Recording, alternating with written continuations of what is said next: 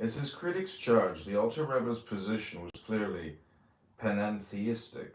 Panentheistic is the theological stance affirming that all, pan, reality is in an, God, theos. Creation is an extension of God, just as a wave is an extension of the ocean. Just as waves are nothing without the ocean, so the myriad forms of God, visible to us as self and other, are nothing without God. The aim of Chabad is to realize this nothingness, Ein, in every form, Yesh. Chabad's panentheism, however, should not be mistaken for world-denying, or in any way denigrating of the body. On the contrary, form, Yesh, is no less God than emptiness, Ein. God's non-duality, Shlemut, does not allow for one or the other and necessitates both. Because the world of form matters, Chabad emphasizes keeping the mitzvot of Judaism, the spiritual practices designed to reveal the unity of the one and the many. As Tanya makes clear, as his critics judged, the Alter Rebbe's position was clearly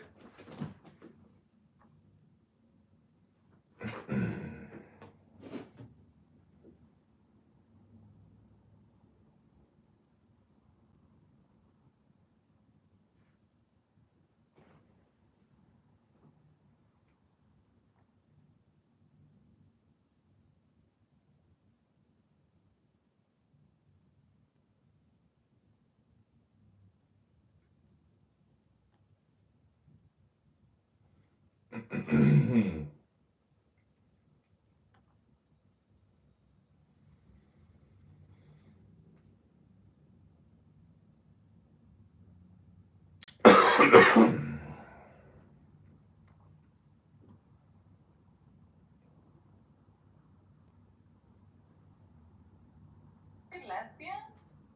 I don't know. People like to get naked and do their nude night. I don't know. Maybe they're lesbians. Well, here in Switzerland, the saunas are supposed to be nude, right? Only, and they're mixed a lot of the times. So they got tits and dicks. Yeah, and you.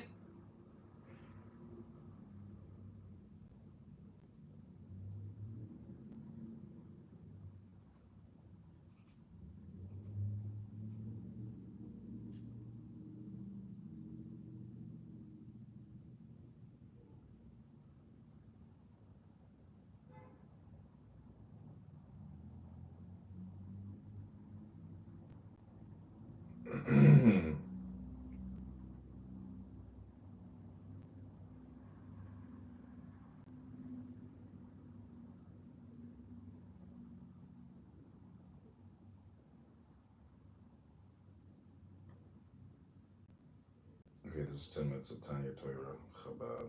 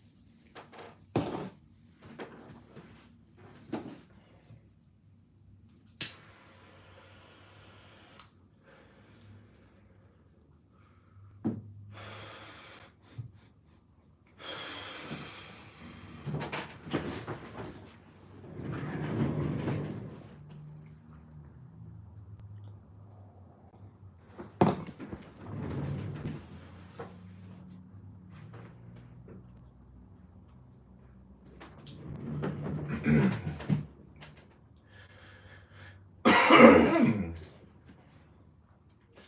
5 kinds of humans our sages taught. Before you were born, you were taught, and before you were born, you promised.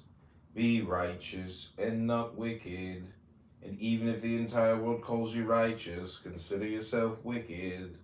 This teaching seems to contradict an older one.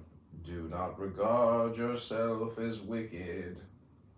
The Gemara resolves this contradiction, teaching us that humans can be divided into 5 categories: the righteous who succeed in erasing all selfishness, the righteous who fail to erase all selfishness, the wicked who succeed in holding on to some inkling of selflessness, the wicked who fail to consider anything or anyone but themselves, and the in-betweener. The righteous who succeed are those who are motivated solely by their inclination towards selflessness.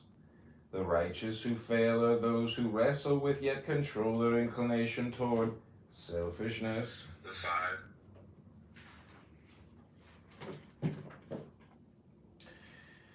Talmud Nida 30, Pirkei Avot. Gemara is the latter part of the Talmud, written between 250 and 550 CE.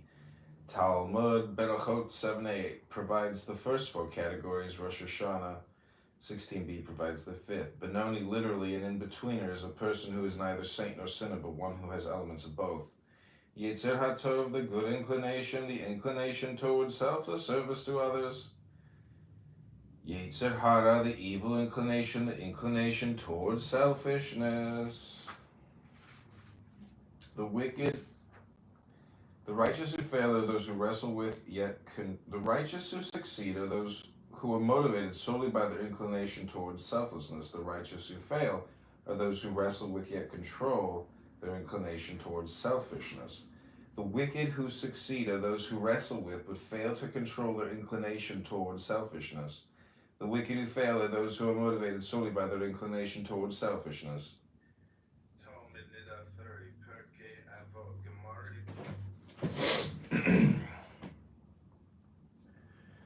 The in-betweener is motivated by both inclinations and must continually struggle to bind the selfish to the selfless. The Benoni, literally the in-betweener, is someone with the capacity for both good and evil, who continually struggles to turn from evil and do good. Turning from evil means expanding your consciousness from neshama, the egoic intelligence that sees the Berea world of independent and competing selves, to Chaya, the soul intelligence that sees reality as absolute, a world of interdependent and cooperating selves. Doing good is acting for the welfare of both self and other, rooted in the understanding of the unity of self and other. Neshama and Chaya are 2 of the 5 intelligences to which you have access. Each intelligence sees reality in its own way. In addition to Neshama and Chaya that are Nefesh, the intelligence of the world of Asiya, preconscious matter, Ruach, the intelligence of the world of Yetzirah. The in-betweener is motive. In addition to Neshama and Chaya that are Nefesh, the intelligence of the world of Asiya, preconscious matter, Ruach, the intelligence of the world of Yetzirah, instinctual drives and feelings, the Yechida, the intelligence of the world of Adam Kadmon, where all things are seen as the one thing, God. All 5 intelligences are operating all the time. The world you perceive depends on the intelligence you use to see it. Where the righteous strive to escape the lower worlds of Asiya, Yetzirah, and Berea, are the higher worlds of Atzilut and Adam Kadmon, and the wicked deny there are any higher worlds at all. The Benoni seeks to understand the system as a whole and hallow all worlds through acts of love. Oh, speaking of love, my ex-lover is here.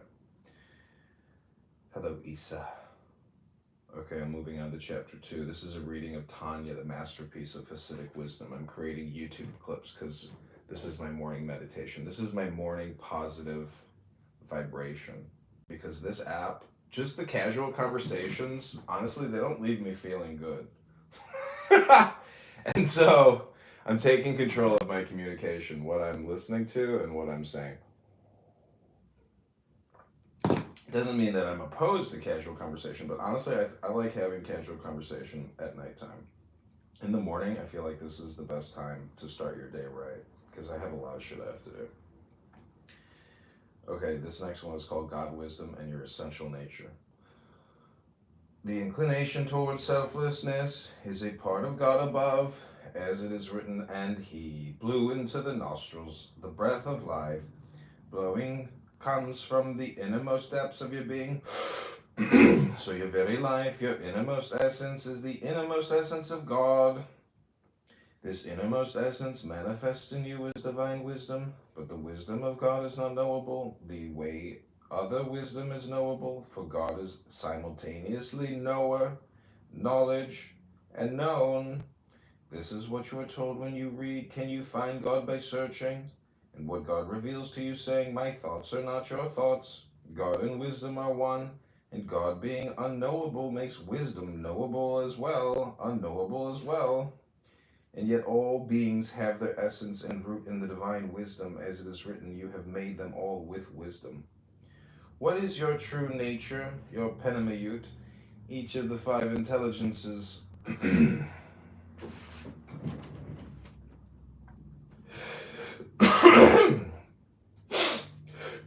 For Nefesh, it is matter. For Ruach, it is biological drives. For Neshama, it is will and power. For Chaya, it is love. And for Yechida, it is wisdom. While none is false, Yechida is the most true. For non-duality, perceived by Yechida, sees all five as variations of God. This is what wisdom is, the realization that all is God. This wisdom is already within you. Psalm 104:24. Indeed, it is you, and you can no more seek it out than you can bite your own teeth. What you need to do is cease to be distracted by the glittering shell of self and selfishness, Kelipat Noga, and see reality as it is, the infinite outpouring of the infinite God. As the Alter Rebbe will explain, you do this by placing yourself in situations of overwhelming love, awe, and humility, and in this way awaken the facility of Chokmah wisdom, which makes transparent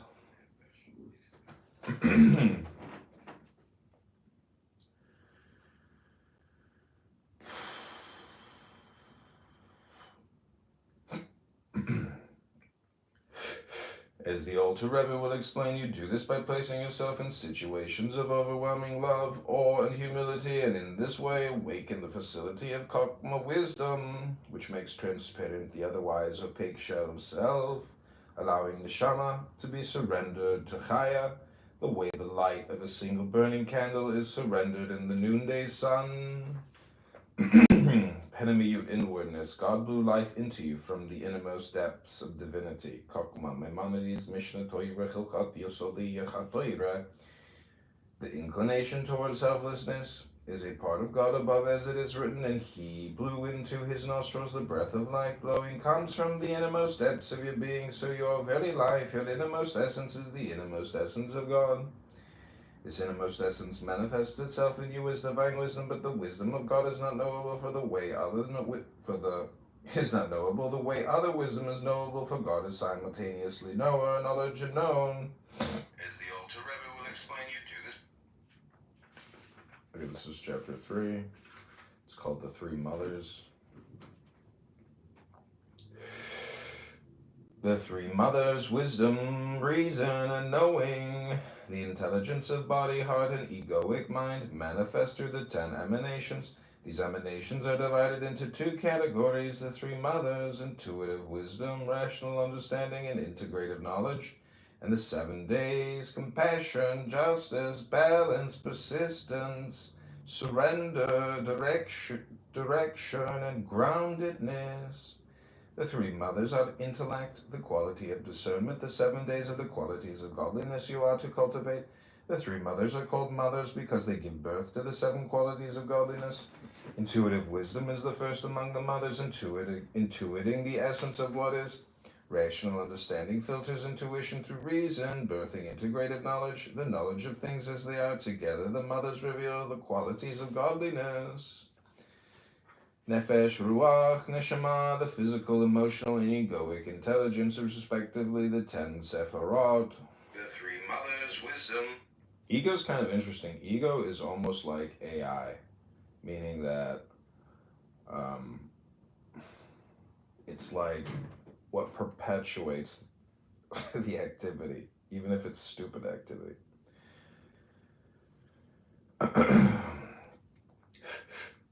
The 10 Sephirot, literally numbers, are the building blocks of creation. Chesed, Gevura, Tiferet, Netzach, Hod, Yesod, and Malkut. Each day of the week has its own quality, Midah. Beginning with Sunday, Chesed, compassion. Seichel, Midot. This is a pun on the word Kokma, splitting the word in two. The Alter Rebbe understands wisdom as the capacity to intuit the suchness, Kok, of what is Ma. The in-betweener doesn't reject, transcend, or escape body, heart, or egoic mind, Nefesh, Ruach, Neshama, for they no less than soul and spirit, Chaya and Yechida, are manifestations of God. On the contrary, the in-betweener activates the innate wisdom, understanding, and knowing the three mothers that reside in body, heart, and mind, and cultivates the respective capacities for compassion, justice, balance, persistence, surrender, direction, and groundedness. The 7 days. The 10 Sephirot, literally numbered. My friend, the trash bag. Oh my god, I heard you in Issa's room talking about chicks with dicks. I'm like, alright, I'll have to try to read a book. I can't start my day off listening to It's me, Zach Ruda, the trash bag, talking about chicks with dicks and saunas in Switzerland. I can't do it, Zach. I can't start my morning coffee with that sound reverberating in my brain. I'm just teasing you. I mean, this is all for fun, but yeah, I'm more than happy to say hello to you if you want to say hi, but I am reading Tanya and creating YouTube videos. I'm doing what I said I'm gonna do. I'm doing what I told you to do actually, because I was like, you know what, this book has to be like chopped up and put on YouTube. It's so smart. But listen to this. I read this morning. It was kind of funny. As his critics charged, the Alter Rebbe's position was clearly panentheistic. Panentheism is the theological stance affirming that all, or pan, reality is an God theos. Theos is Greek for God, and all reality, pan, is what Aleister Crowley, you read that one hymn to Pan, remember that? So Chabad is not that far away from esoteric Freemasonry, which is, interesting. I hate to say it's like paganism because it's not, but it's just like intelligence, or it's really philosophy, because a lot of people can't accept the fact that Alish es God, all is God. That seems ridiculous to a lot of people. Okay, we're moving on to the three garments: thought, word, and deed. Also, the 7 days is kind of interesting. This is another word for Monday, Tuesday through Sunday. It's the Sephirot, which is compassion, justice, balance, persistence, surrender, direction, and groundedness. The 7 days. The 10 Sephirot numbers, yeah.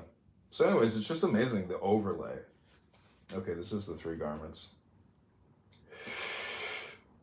The degree to which the egoic intelligence is awake to its divine quarters are revealed through three garments: thought, speech, and action. When you live Torah, speak Torah, and think Torah, you are fully alive.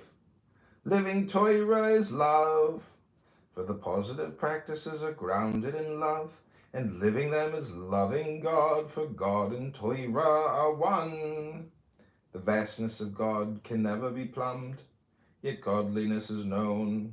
Godliness is humility. As it is written, where you find the vastness of God, you find God's humility. This is why Torah is compared to water. Just as water flows from the highest to the lowest, so Torah, the wisdom of God, flows from the most transcendent to the most immanent, so that every life is bound up in life. Torah, literally instruction, manifests in 5 dimensions, corresponding to the 5 worlds. The degree to which I didn't know Torah meant instruction. I mean, I think it means wisdom, basically, because, anyways, it doesn't matter. Here we go. The Torah of Asiya is, do I not fill heaven and earth? Jeremiah 23:24. The Torah of Yetzirah is, you shall love your neighbor as yourself. Leviticus 19:18. The Torah of Beriah is, justice, justice you shall pursue. Deuteronomy 16:20. The Torah of Absolute is, you shall love the infinite your God with fullness of heart, with spaciousness of soul, and with all you have and are. Deuteronomy 6:5. And the Torah of Adam, Kadmon, is, I am the one and only, there is nothing other than me. Isaiah 45:5.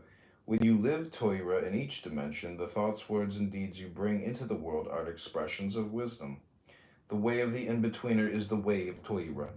Doing mitzvot to realize the unity of all worlds and the singular reality of God. The three garments, thought, word, and deed.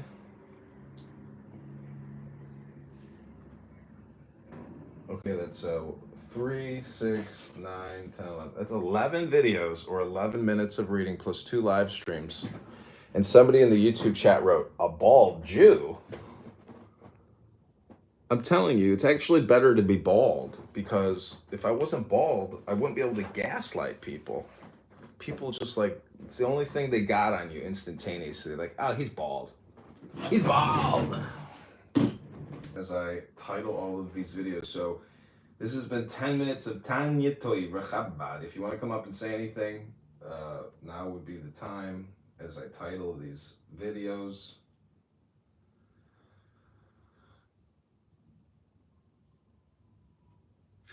The 5.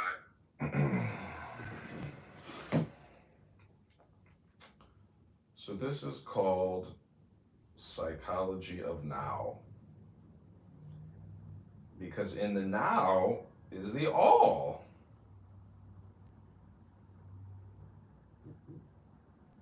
I hope the Alter Rebbe doesn't mind that I'm committing copyright violation on his incredible treatise on wisdom. Wisdom of Now. This is Eckhart Tolle. In the now. I do a good Eckhart Tolle impersonation, but I have to listen to him for a minute to get his mannerism, I guess. So this is called The Power of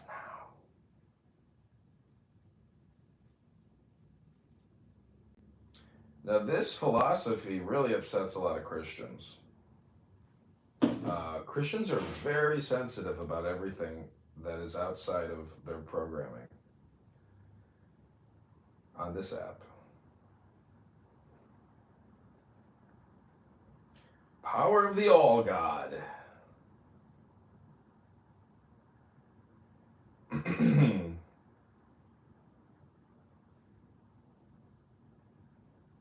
This book is God, these words are God, the speaker is God, the listener is God, the app is God, the software is God, the phone is God, the earth is God, the math is God.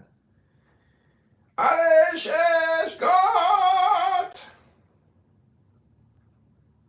All Father, all Mother, all Father and all Mother. My mother is God. Even that nasally Midwest voice accent is God. When she complains to the plumber's God, the pipes are God, the water's God. Alles is God! Divine Jewish wisdom. Panentheistic. All is pan. Pan, pan, pan, I am a man. Do as thou wilt as a great God can. Pan, the all God. The all God now. If you use certain words, the algorithm entertains these videos. You know, joy, equilibrium, peace, meditation, wisdom. They perform better if you use more words and maybe more positive words. Meditation, peace, joy now. And I've been tagging all the Chabad YouTube channels. So hopefully they're, you know, whoever the webmaster is, they're like, oh, this stuff is great. This is fabulous, but he's committing copyright violation. Plus, he doesn't speak Hebrew. There's no way he would be able to know all this without what's called a book. A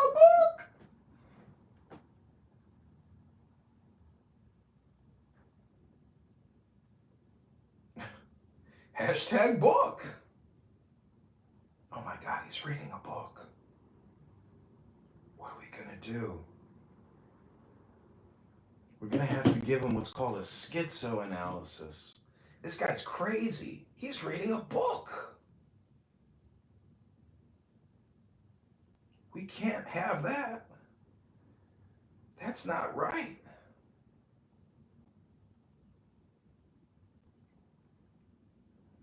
He's attempting to do therapy. He's attempting to make himself smarter and learn new words. No! Stop him! Somebody stop him! That's not what this app was meant for. This app was meant to hypnotize you to make you feel like shit.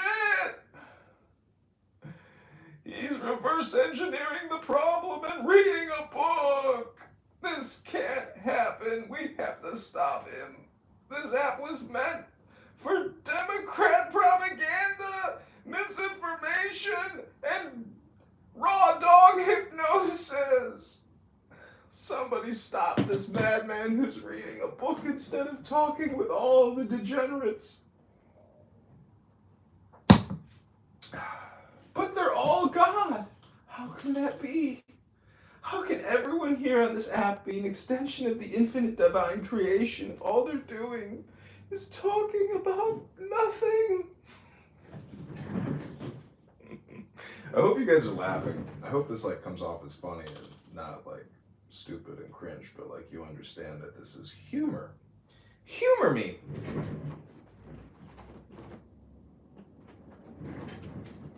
Okay, we're gonna do one more set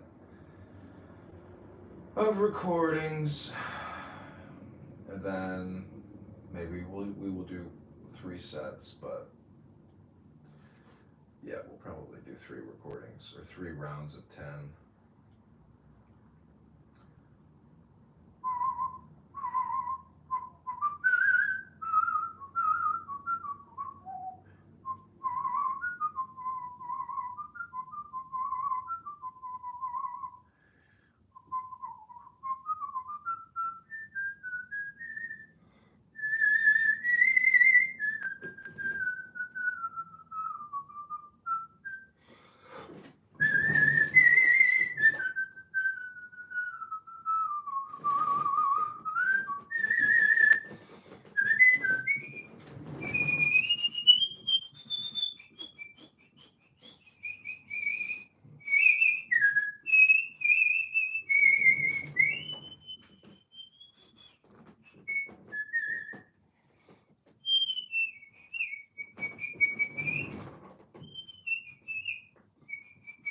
Also, I read the glossary on here yesterday, and that was really good because it's reading all the chapters, but it's because, I don't have these words memorized, and it's kind of conceptually kind of hard to understand, not the hierarchy, but the hierarchy and the relationships.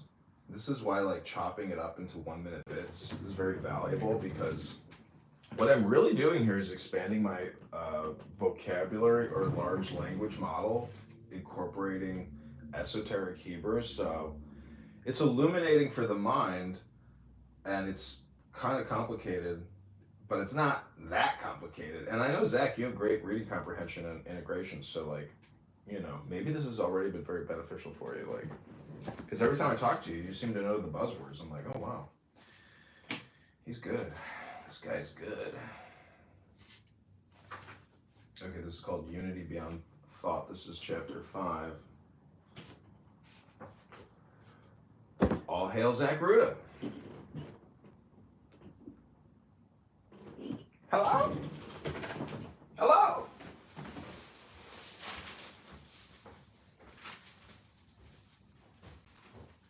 Hello.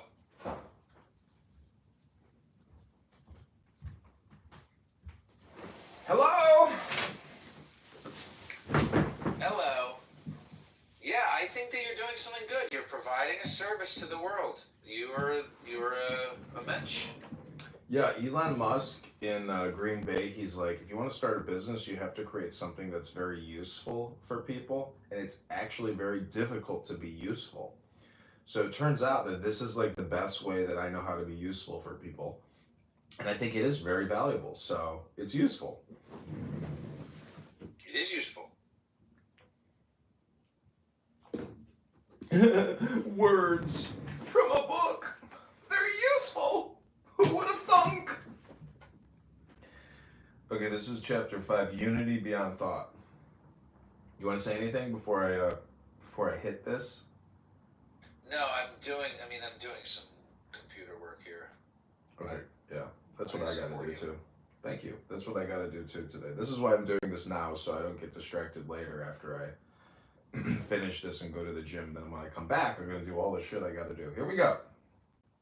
Oh, and I got a phone call with the complaint hotline at 1 o'clock. Here we go. Unity beyond thought. How shall we understand the words of Elijah? No thoughts can grasp you. You? When you think a thought, you are greater than the thought. But when that thought is of Torah, which is rooted in God, the thought is greater than you. And you become absorbed into the thought, and in this way you and God are one.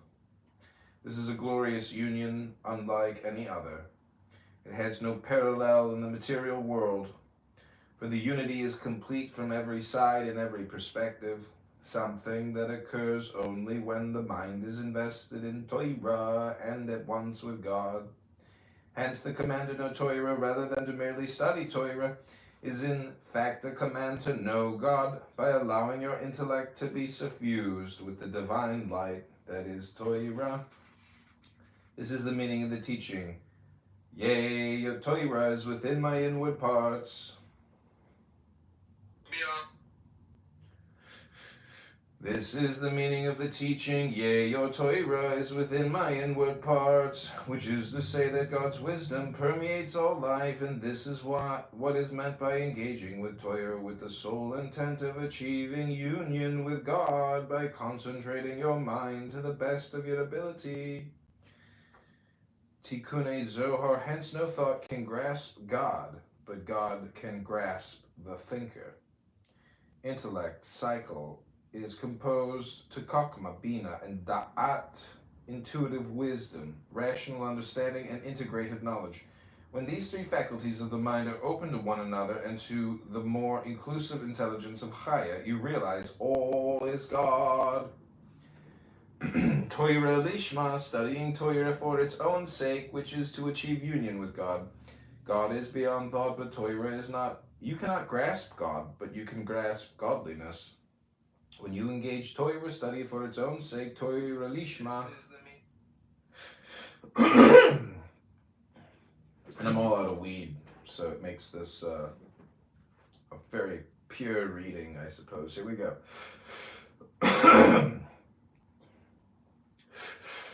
God is beyond thought, but Torah is not. You cannot grasp God, but you can grasp godliness. When you engage Torah study for its own sake, Torah Lishma, selflessly and for the sole purpose of embodying godliness, your mind becomes absorbed in Torah.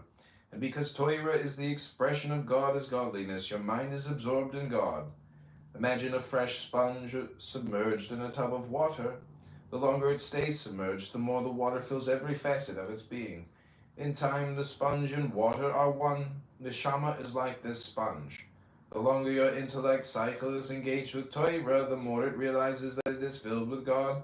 In time, it comes to the realization of Da'at Devakut, the knowledge of the absolute unity of all things in, with, and as God. This is not the highest union, for there is still a knower. The Neshama is not lost to itself, just no longer lost in itself. Yet this level of realization shatters the Neshama's false sense of alienation. God is beyond thought, but Torah isn't. Yet this level of realization shatters the Neshama's false sense of alienation and leaves Neshama motivated to live Torah by doing justly, loving mercy, and walking humbly. Micah 6:8. Okay, this is called the necessity of opposites. The necessity of opposites. Everything has its opposite, as it is written. God has created one thing and the other.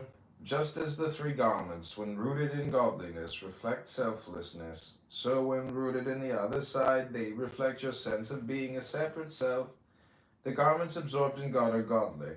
The garments absorbed in self are petty.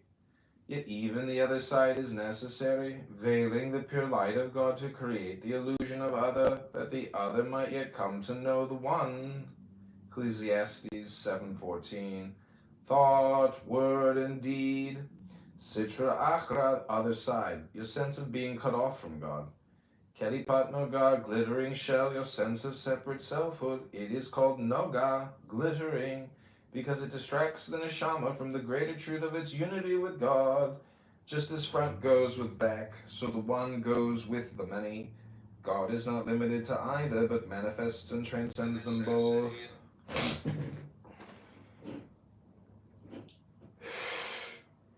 The non-duality of God, Shlemut, necessitates the manifestation of all things and their opposite.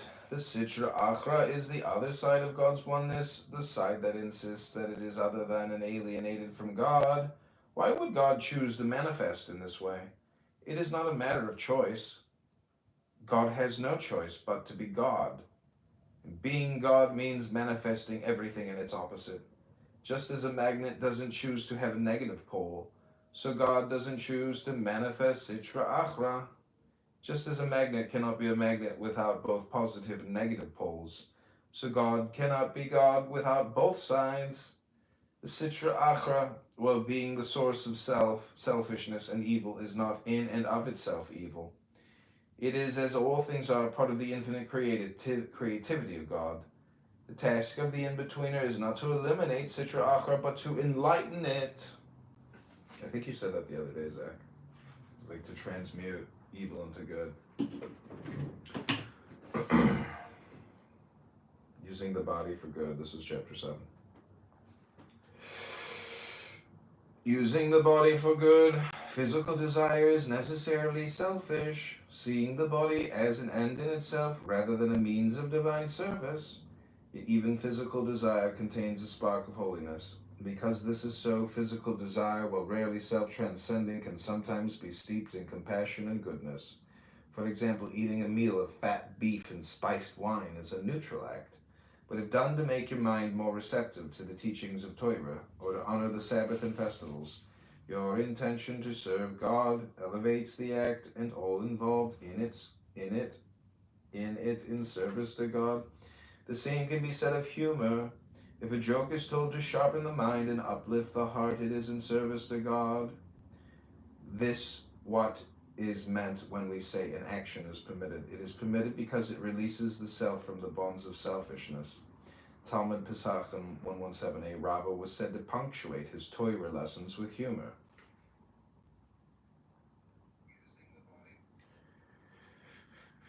Mutar, permitted, released, a rabbinic category of permitted actions. Because mutar means both permitted and released, the Alter Rebbe sees the second meaning as the rationale behind the first.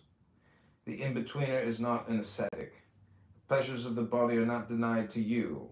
On the contrary, they are there for you to hallow. For example, if eating and drinking are done solely to please the self, their full potential is not realized. When you eat and drink to sustain your life so that you can be of service to God and others, then the act of eating and drinking is hallowed. This is why permitted actions are called mutar, those deeds that release the narrow self into the greater reality of God and godliness. They are not simply permitted, but have the potential to unchain you from the constrictive illusion that you and the world you inhabit are separate from God and the universe as a whole. Because everything is part of God, everything can be used in the service of godliness. Talmud Yoma. The Talmudic sage Rava claimed that drinking wine made him more receptive to discovering the inner meanings of Torah. Permitted, released, rabbinic category. Oh my gosh, drinking wine? Drinking alcohol speeds things up a little bit? Who would have thought?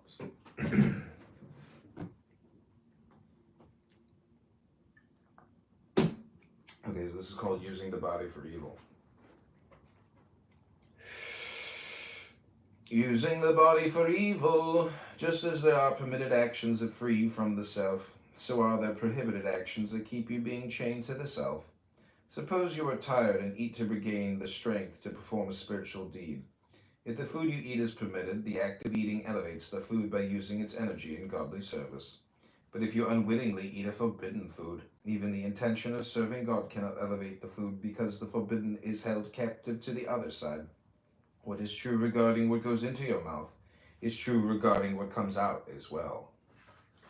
If you engage in innocent chatter, meaning no harm but wasting precious breath on the inconsequential, you can be cleansed.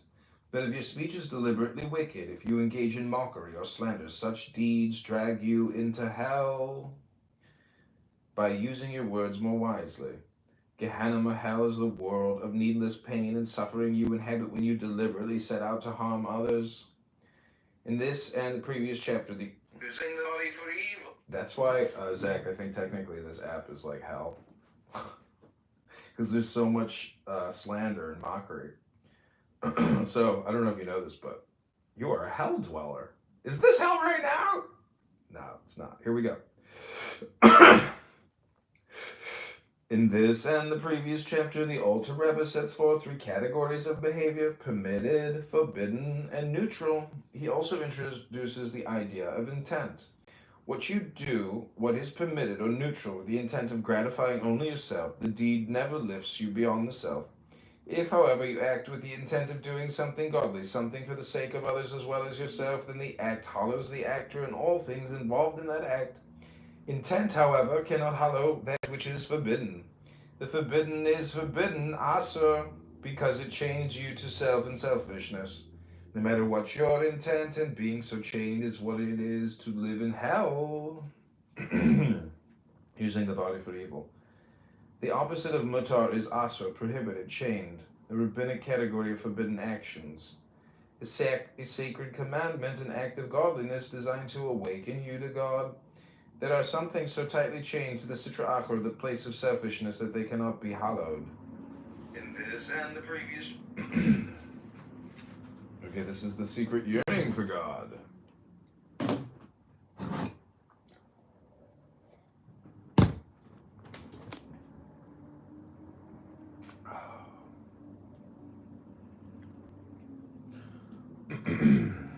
Okay, I'm inviting more people to the room and I'm sharing the room.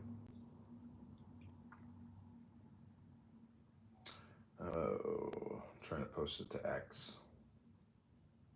You know what's interesting is these rooms delete, in your profile. They don't delete, you can't view them anymore. But if you post the link to the room and there's a replay on it, I think the room is actually stored, but not visible through Clownhouse, which is ridiculous. Because if you go to my profile, there's only like 10 rooms. But I have, thousands of rooms, but you just can't view them. It's crazy. Okay, this is called The Secret Yearning for the Good. There's only 2 more minutes left. Here we go. You have 2 natures, physical and spiritual, and each has its own voice. The physical speaks as self-serving passion through the left side of your heart. The spiritual speaks as awakened intellect through the right side of your heart. As it is written, the heart of the wise is on the right. These 2 natures battle to control your body, like 2 armies besieging a city, for the body is called a small city. While the physical resists the spiritual embraces the physical, as it is written, and you shall love Yahweh your God with all your heart, the left and the right. This all-encompassing love is called infinite. In such love, even the inclination towards selfishness is redeemed. For even it desires what is perceived as good, and when fulfilled with infinite love, it comes to know the true good, and so turns away from evil and does good. Hence, even the inclination towards selfishness and the bounded separate self desire to serve God, even as they entice you from such service. In this they are like the seductress of the Zohar. Hence, the inclination towards selfishness and the bounded separate self desire to serve God, even as they entice you from such service. In this they are like the seductress of the Zohar. Okay, these are the subnotes. Avaraba, infinite love, the evil inclination, the inclination towards selfishness. Yetzer hara and kalipatnoga, the inclination towards selfishness and the sense of separate self from which it arises and to which it lends support. Zohar 2:16-3a. The Zohar tells of a king who hired a prostitute to test the moral character of his son. The woman used all her wiles to seduce the boy, but she harbored in her heart the hope that she would fail. So it is with the inclination towards selfishness, Yetzer hara. While it focuses on the self, it does so as a part of the non-duality shlamut of God and secretly hopes you will choose a path other than the way of selfishness it is offering you. There is a battle raging within you between selfishness and selflessness. The inclination towards selfishness, Yetzer hara, and the inclination towards selflessness, Yetzer tov. And while it is possible that one nation shall prevail over the other nation, Genesis 25, it is not possible for one nation to eradicate the other. The task of the in-betweener is not to defeat the physical, but to embrace it in ahava rabbah, infinite and all-consuming love. It's kind of interesting. We should create a room called Genesis 25:23. One nation shall prevail. And while it is possible that one nation shall prevail over the other nation, it is not possible for one nation to eradicate. Ooh, that's gonna cause a lot of problems on this app. Because the Free Pally movement is so obsessed and they think that they're trying to eradicate. Okay, that's it. That's the full suite. I'm gonna do one more set, but that is that's your 10 minutes of Toyota right there. That's 20 minutes of Toyota. You don't have 20 minutes for Hashem? People don't even have 1 minute for Hashem anymore. People are so busy talking so much.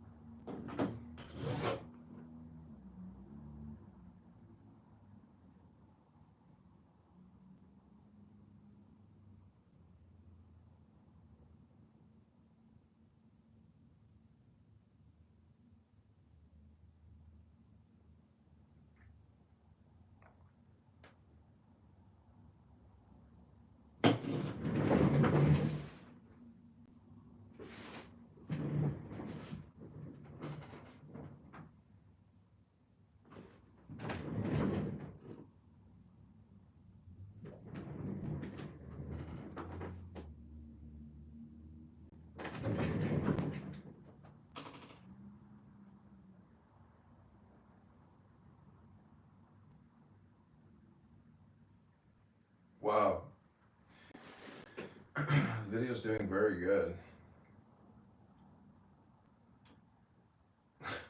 But I'm like changing the titles, which is kind of funny.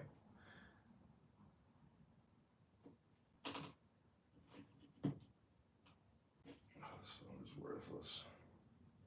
Worthless!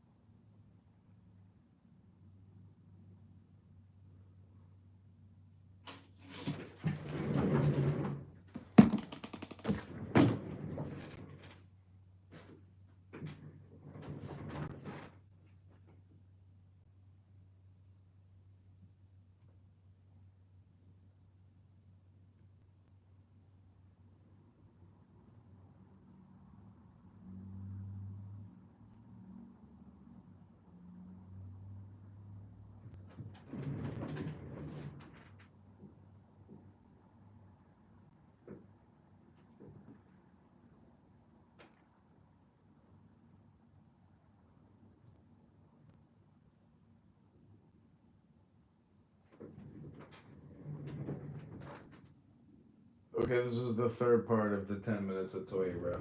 This will be the last recording that I do. This is only going to be 10 minutes. Here we go.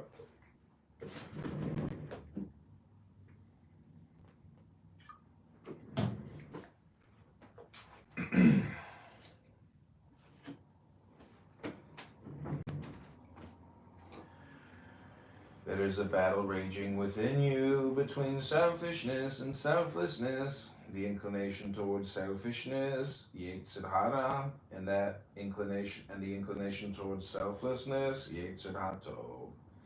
While it is possible that one nation shall prevail over the other nation, Genesis 25:23, it is not possible for one nation to eradicate the other. The task of the in-betweener is not to defeat the physical, but to embrace it in Ahava Rabbah, infinite and all-consuming love. Your physical nature, your Yetzer Hara in the shell of self, Kelipat Noga, that it feeds, is not your enemy. In fact, it wants to be uplifted. It fights hard to be heard because it knows that the true awakening is not at the expense of the physical, but through the unification of the spiritual and the physical in the non-duality of God. This all-encompassing love is called infinite. In such love, even the inclination towards selfishness is redeemed, for even it desires what it perceives as good. There is a battle raging within you. And when filled with infinite love, it comes to know the true good, and so it turns away from evil and does good. Okay, this next one is number 10. It's called The Purpose of Transformation. Oh, the Duke is here. The purpose of transformation. To the completely righteous, one can say, eradicate the evil from your midst, for they know only good, and employ the pleasures of the world solely in service to God. Such people are called those who ascend, for they lift up even evil to its source in the good. But do not imagine you are such as they. As Rabbi Shimon ben Yochai says, I have seen the ascending ones and they are rare. Even Rabbi Chaya, who sought the way of ascent, was warned. Only those who can realize darkness as light and bitter as sweet may enter here.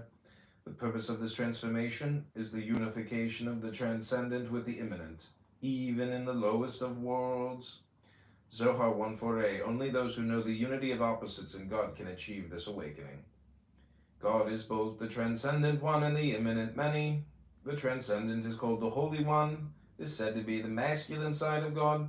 The immanent is called Shekhinah, the presence of God, and is said to be the feminine side of God. Zohar 2:114b, 3:222b, and 3:288a. The realization of God's non-duality, Shemut, is called the Adevekut, the awareness of the unity of God, woman, man, and nature.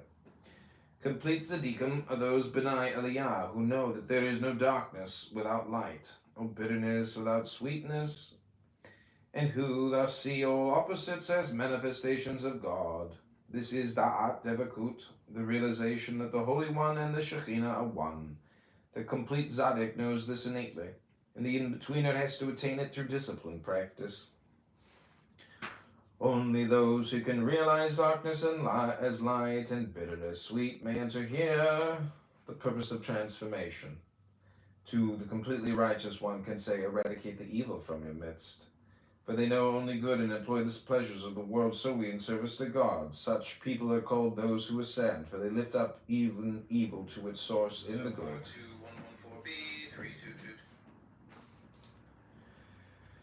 Benai Aliyah, those who ascend to the more inclusive levels of intelligence. Shimon ben Yochai, first century Rabbi Tana of the Mishnaic period, is traditionally thought to be the author of the Zohar, the central text of Kabbalah, Jewish mysticism.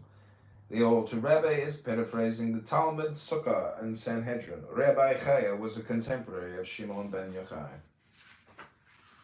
Redemption from evil. The wicked is the antithesis of the righteous, for the one is obsessed with self, while the other is free from self. Yet not everyone who succumbs to evil does so to the same degree. Some commit minor offenses, and these only rarely.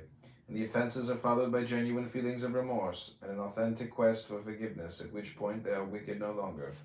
Such a one is this. God forgives you through one of the three forms of forgiveness.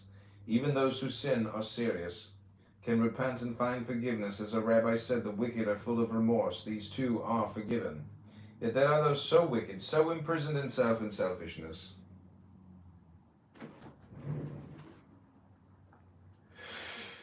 Yet there are those so wicked, so imprisoned in self and selfishness, that goodness cannot penetrate them at all. Yet even here there is hope, for goodness surrounds them, waiting for even the slightest crack by which it might enter. Rasha is the opposite of the Zadok. Talmud Yoma 86a, the first level of divine forgiveness, reserved for minor offenses of omission, comes immediately at the moment of repentance, tshuva. Turning from evil and doing good, the second level of divine forgiveness, reserved for offenses of commission, comes at the conclusion of Yom Kippur, the Day of Atonement. The third level of divine forgiveness, reserved for offenses for which the punishment is karet, exile from the community, comes after the person feels genuine remorse, effects real behavioral change, observes Yom Kippur, and is horrified by the mere idea of karet. Talmud Nedarim, not all editions of the Talmud contain this phrase. Goodness in this case is called makif, meaning to surround. The Alter Rebbe is saying that even those who have banished goodness from their hearts are still surrounded by it. Goodness in this case is called makif, meaning to surround. The Alter Rebbe is saying that even those who have banished goodness from their hearts are still surrounded by it. And should their hearts break open over another's suffering, goodness will flow in and lead them to redemption. In other words, no one, no matter how evil, is deprived of the opportunity to make repentance, tshuva, and find forgiveness. Tanya is loath to condemn anyone or to imagine anyone to be beyond redemption. Indeed, the label Rasha, wicked, applies only when a person is actively engaged in evil and should not be used to suggest that a person is permanently evil. This is because even the wicked are full of remorse. Talmud Nedarim, and surrounded by makif, by goodness. Talmud Yoma 86a. Rasha is the opposite of Zadok. The first level of divine forgiveness, reserved for minor offenses of omission, comes immediately at the moment of repentance, tshuva, turning from evil and doing good. The wicked is the antithesis of the righteous, for the one is obsessed with self, while the other is free from self. Redemption from evil. In this case is called makif, meaning to surround. The Alter Rebbe is saying that even those who have banished goodness from their hearts are... Okay, only 4 minutes left in this Torah study. Hope you're enjoying it. Okay, this is called Bringing Light into Darkness. Bringing light into darkness. Even in the strongest in-betweener, evil is never totally vanquished. Yet there are times, especially during the Shema and the Amidah, when you are completely surrendered to God, your intellect awash in sublime ecstasy, and emptied in deep contemplation of the infinite spaciousness of the endless one. At such moments, evil is overcome and nullified. When the ecstasy passes, the selfish passions return, yet everyone is born with the capacity to turn these passions Godward. As it is written, then I saw that wisdom surpasses folly, as light surpasses darkness. As light effortlessly defeats darkness and yet cannot erase it, so the in-betweener defeats evil, yet negative thoughts continue to arise. Do not dwell upon such thoughts, but thrust them aside with both hands, countering the selfish with the selfless, refraining from anger and offering kindness even to those who offend you. And in between it is not sometimes good and sometimes evil, but rather forever engaged in bringing light into dark. And in between it is not sometimes good and sometimes evil, but rather forever engaged in bringing selfish passions under the influence of selfless service. While this sounds like a life of inner struggle, the way itself is in fact effortless, just as a burning candle doesn't struggle against the darkness, but effortlessly keeps it at bay. So you are not to fight your selfish nature, only to kindle the flame of kindness. Refraining from anger and offering kindness to everyone are how you live the way of the in-betweener. The Benoni in-betweener always struggles with both sides of the heart, the inclination for good and the inclination for evil. When contemplating the Shema, hear Shema, O Israel, the infinite is God, the infinite is one. You surrender to the oneness of God, erasing all sense of separate self. The Amidah, standing prayer, is the central prayer of Jewish worship. During the Amidah, you stand in the presence of God and are annulled. In that presence, the way a wave is annulled in the ocean. In Zohar 3:22, we are taught that while passions arise of their own,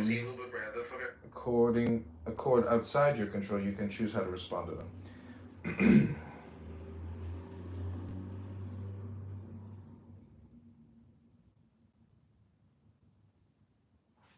Okay, 2 more to go. This is called internal conflict.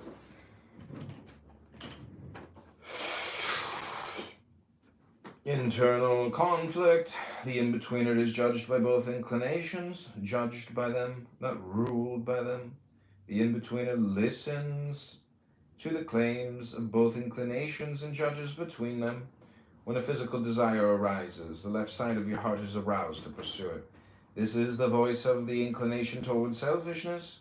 Bring the passion into the right side of your heart, where your intellect responds with the voice of inclination toward selflessness. Most often the two inclinations are in conflict, so lift the matter to God, who will strengthen the goodness of the right, as our sages teach. Without God's help, the evil inclination could not be overcome. Talmud Berachot, the Yetzer HaTov and the Yetzer Hara, the inclination for selfless good and the inclination for selfish evil. The Alter Rebbe deliberately misreads the text to argue that the Benoni, in-betweener, judges between competing passions rather than is judged by them. Since everyone has both good and evil inclinations, there is no sense in being judged by them, but only internal conflict. The in-betweener is... Okay, this is the last paragraph. Here we go. Since everyone has both good and evil inclinations, there is no sense in being judged by them, but only by how ye handle them. The in-betweener lifts the competition to God. This is what is meant by the teaching. I set before you life and death, blessing and curse. Therefore choose life that you may live. Deuteronomy 30:19. If the word therefore is a command from God telling us which to choose, then there is in fact no choice at all. Choosing life should not be read as a command, but rather as a consequence. Torah and Tanya are saying that if you clearly see that the right side speaks for life and the left side speaks for death, you will naturally choose life. The real choice is not between life and death, but between seeing and not seeing.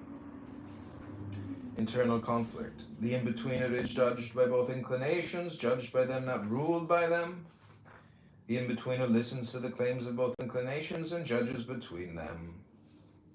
When a physical desire arises, the left side of your heart... That's it, ladies and gentlemen. That's another 10 minutes of Torah. We did it. We have become an in-betweener, or we are becoming an in-betweener, a Benoni. Okay, that's it. Dr. Australia, you want to say something? Mr. Q, you want to say anything? Because I'm going to end the room. Hope you've enjoyed it.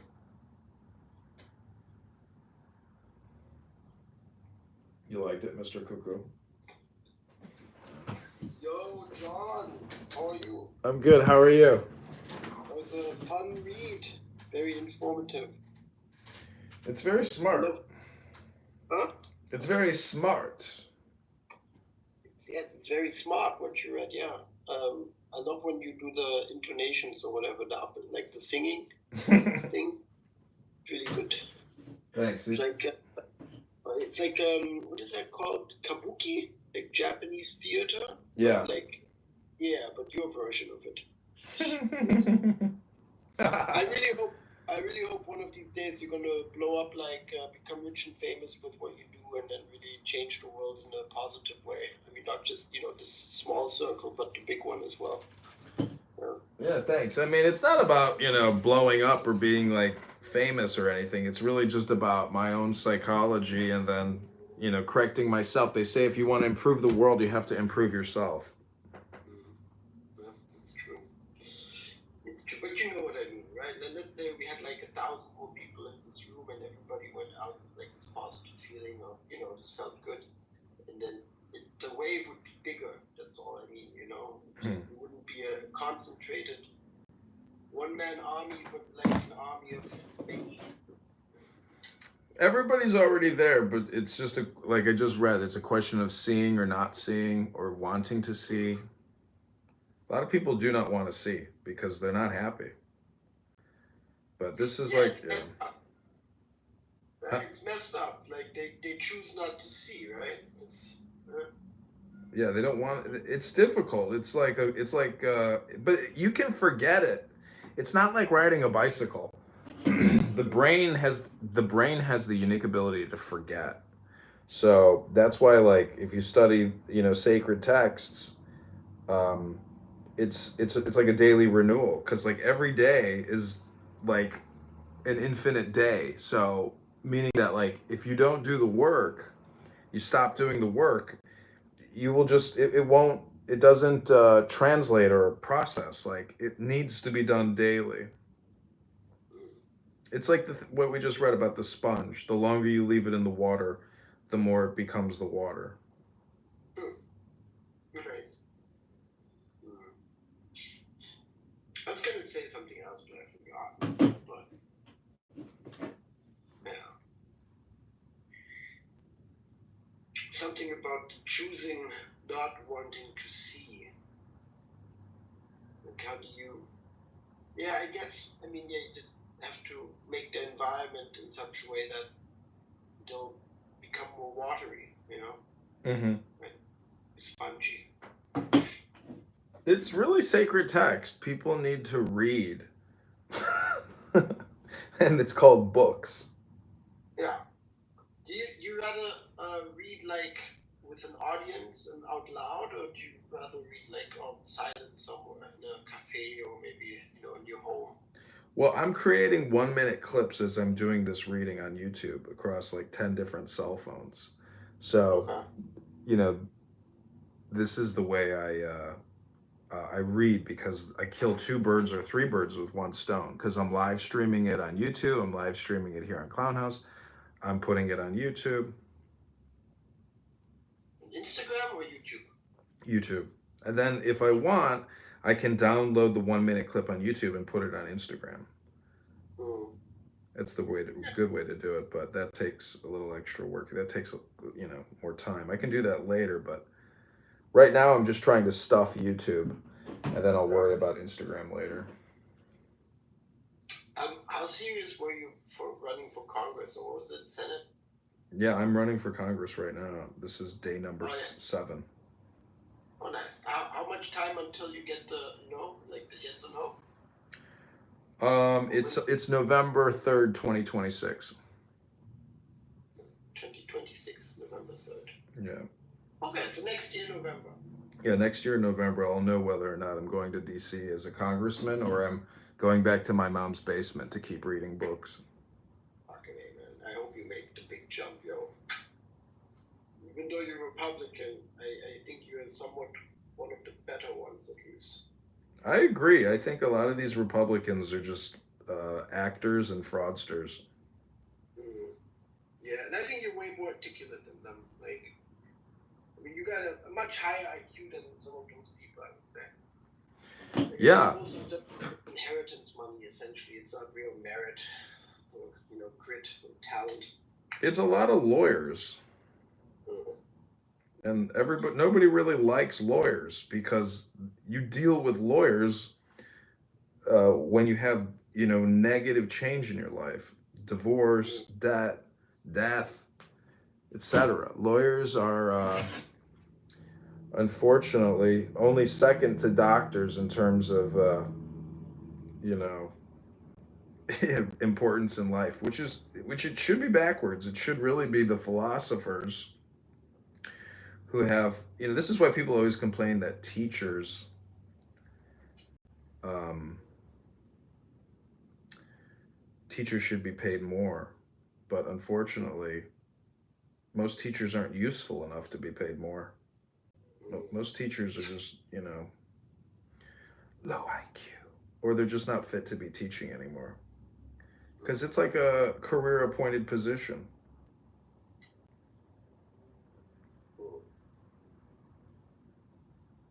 God is beyond thought, but where do you live again? I'm in Berlin, but I think I'm going to go to France tomorrow for a few months, actually. I've been going back and forth. I was there 2 weeks ago for 2 weeks, so It was good.